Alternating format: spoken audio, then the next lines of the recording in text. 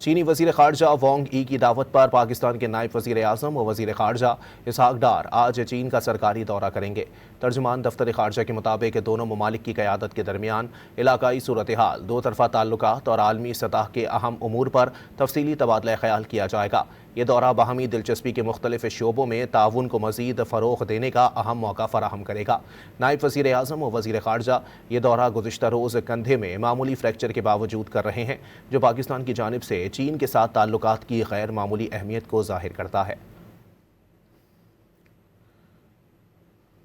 چینی وزیر خارجہ وانگ ای کی دعوت پر پاکستان کے نائب وزیر اعظم و وزیر خارجہ اسحاق ڈار آج چین کا سرکاری دورہ کریں گے۔ ترجمان دفتر خارجہ کے مطابق دونوں ممالک کی قیادت کے درمیان علاقائی صورتحال، دو طرفہ تعلقات اور عالمی سطح کے اہم امور پر تفصیلی تبادلہ خیال کیا جائے گا۔ یہ دورہ باہمی دلچسپی کے مختلف شعبوں میں تعاون کو مزید فروغ دینے کا اہم موقع فراہم کرے گا۔